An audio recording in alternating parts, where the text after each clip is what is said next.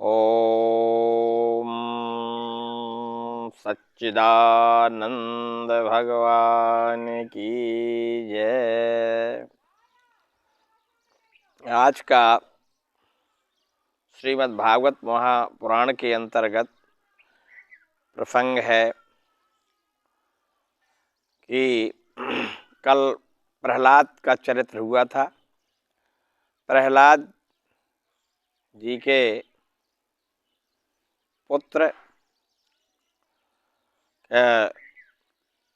थे बलि, और राजा बलि के पुत्र विरोचन। तो राजा बलि बड़े धर्मात्मा थे। उन्होंने जो है बहुत से यज्ञ किए, अश्वमेध यज्ञ किए।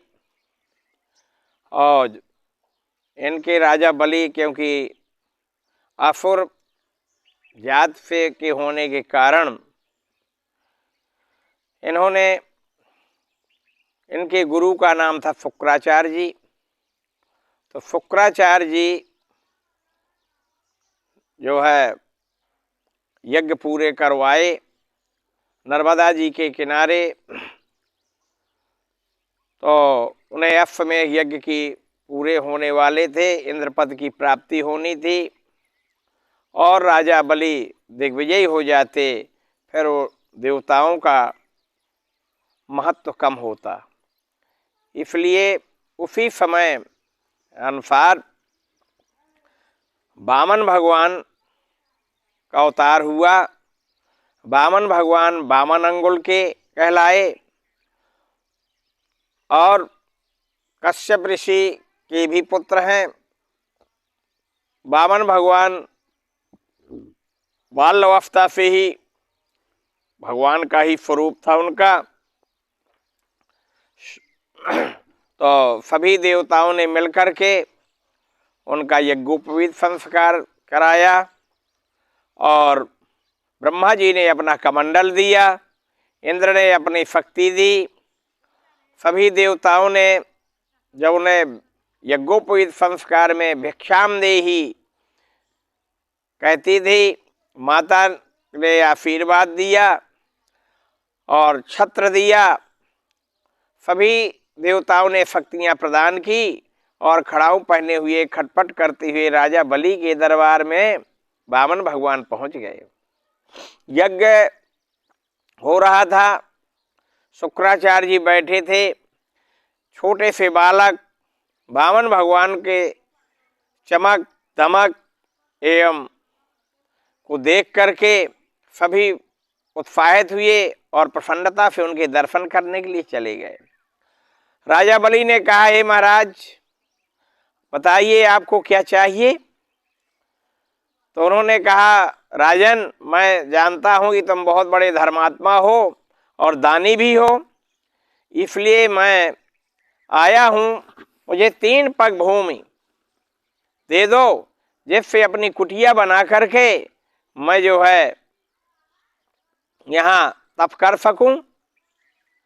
राजा बलि ने कहा, मेरे राज्य में आप आए हैं और 3 पग भूमि मांग रहे हैं।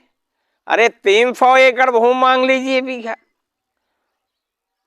जितना चाहो आश्रम बना लो और रहो। बोले नहीं, मैं अफत्ती ब्राह्मण नहीं हूं, मुझे 3 पग ही चाहिए। शुक्राचार्य जी ने कहा कि राजन ये जो है छलिया हैं, ये विष्णु भगवान के ही अवतारी हैं, देवताओं की स्तुति से ये प्रकट हुए हैं, उत्पन्न हुए। आप संभल जाओ, इन्हें दान में मत दो, सब तुम्हारा सम्राट राजपाट ले लेंगे। तो राजा बलि ने कहा, हे गुरु जी, अगर भगवान साक्षात मेरे दरवाजे मांगने के लिए आए हैं और फिर मैं उन्हें दान न दूं तो मुझसे अधम कौन कहलाएगा। जो सबको देने वाले हैं वो मुझे दे रहे, मेरे यहाँ मांगने आए हैं, मैं तो दूंगा। जब नहीं माने गुरु की आज्ञा तो शुक्राचार्य जी ने उन्हें श्राप दे दिया राजा बलि को कि तुम्हारा सर्वनाश हो जाएगा, नहीं मानते हो। ठीक है, राजा बलि लेवा लाए वामन भगवान को, संकल्प पढ़ा गया कहीं कहीं कथा आती है कि टोटी में फुकराचार्य जी बैठ गए, संकल्प पढ़ने का जल छोड़ा गया, तब उन्होंने कुफा से ही वो कर दिया, थोड़ा सा फींक लगा दी, तो फुकराचार्य जी की एक आंख चली गई। तो फुकराचार्य जी ने कहा भाई देने वाला कोई है, लेने वाला कोई है, आंख मेरी फूट गई है, ये बड़ा विचित्र कर दिया आपने। और वो वहां से चले आए। संकल्प हुआ, राजा बलि ने कहा महाराज मान अब एक पग भूम कहे 3 पग आप नाप लीजिए। एक पग में जो उन्होंने भू भुआ स्वह तपह मनः जनः तपह सत्यम सत्यलोक को नाप दिया, विष्णुलोक को, क्योंकि तीनों लोकों के राजा होने थे राजा बलि। दूसरा पैर बोले रखता हूं मैं, इतना बड़ा पैर वामन भगवान ने फैलाया कि अतल बितल सुतल तलातल रसातल महातल पाताल लोक को नाप दिया। अब राजा बलि से कहा वामन भगवान ने कि राजन अब बताओ तीसरा पैर कहां रखूं। तो राजा बलि ने कहा ऐसा है महाराज, मैं जान गया कि आप बहुत बड़े शक्तिशाली कोई परमात्मा स्वरूप हैं। अब ऐसा करें एक चरण मेरे सिर में रख दीजिए। राजा बलि के कहने पर भगवान वामन भगवान ने अपना एक पैर सिर में रख दिया और कहा कि अब मैं राजन तुमसे प्रसन्न हूं और मुझसे तुम वरदान मांग लो। राजा बलि ने कहा आपके दर्शन और आपके समक्ष मैंने सबको दे दिया, अब मुझे क्या चाहिए। बोले नहीं मांगो, मैं तुम्हें पाताल लोक का राजा बनाता। राजा बलि ने कहा मुझे कुछ राजपाट नहीं चाहिए, जब मैं सब दे रहा हूं तब मुझे क्या जरूरत है। अगर आप देना चाहते हैं तो आप जहां मैं रहूं वहां मुझे आप दरवाजे में द्वारपाल मेरी सुरक्षा करते रहें और जागते रहो, मेरे चौकीदार बन के रहो, मैं आपके दर्शन करता रहूं। भगवान तो वामन जी बंधे हुए थे, तथास्तु कह दिया। और राजा बलि के साथ पाताल लोक के राजा बलि बने। पाताल लोक से कहते हैं जहां अमेरिका है, सबसे बड़ा आज भी धनाढ़ देश कहलाता है। तो राजा बलि वहां के राजा बने, भगवान वामन भगवान उनके पहरेदार बन गए। जागते रहो जागते रहो, काफी समय व्यतीत हो गया। नारद जी तो घूमते रहते थे, हर पग तो विष्णु लोक पहुंचे। लक्ष्मी जी बेचारी अकेली बैठी हुई थी। तो लक्ष्मी जी ने कहा कि नारद तुम्हें ये सब पता है और हमारे विष्णु भगवान नहीं आए, कहां पर है वो। उन्होंने कहा कि नारद जी ने बताया लक्ष्मी जी से कि माता जी तुम्हें पता नहीं है, अरे वो राजा बलि को ठगने गए थे, छल करने, और राजा बलि ने उन्हीं को अपना नौकर बना लिया।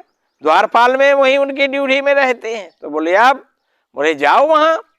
लक्ष्मी जी गई, समय आया निरंतर, श्रावण की पूर्णिमा थी। श्रावण की पूर्णिमा के दिन राखी लेकर के गई और वहां देखा राजा बलि दरवाजे में खड़े थे।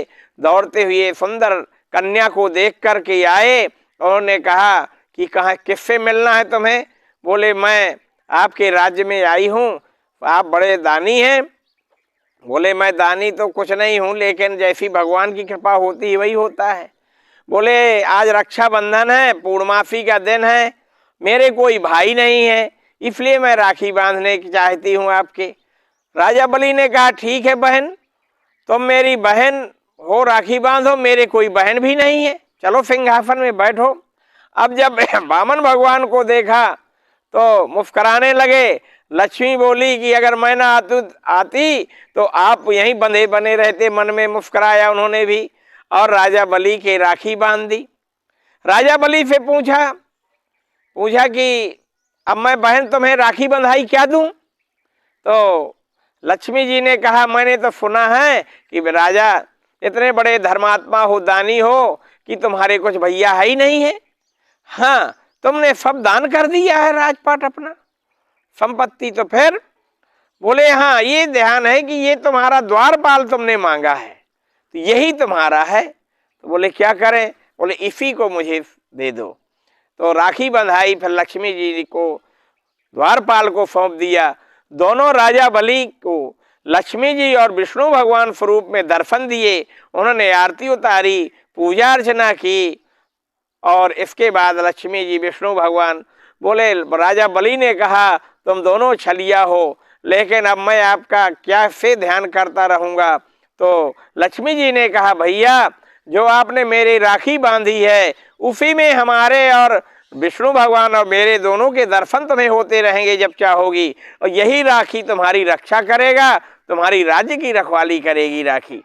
तभी से रक्षाबंधन का त्योहार मनाया जाने लगा। उसका मंत्र भी है, जिस मंत्र को पढ़ता है राखी बांधते हैं बहुत लोग पंडित लोग, लेकिन उन्हें मंत्र ही नहीं आता, ऐसे ही बांधते हैं रक्षाबंधन के दिन। जैन बद्धो बलि राजा दानवेंद्रो महाबला तेन त्वाम अनुबंधामि रक्षे चल चलो। इस मंत्र से हमें रक्षा सूत्र बांधना चाहिए, तभी जजमान का कल्याण होता है। इस प्रकार से आज की कथा वो जो है यहीं विश्राम लेती है। बोलो वामन भगवान की जय। गोविंद।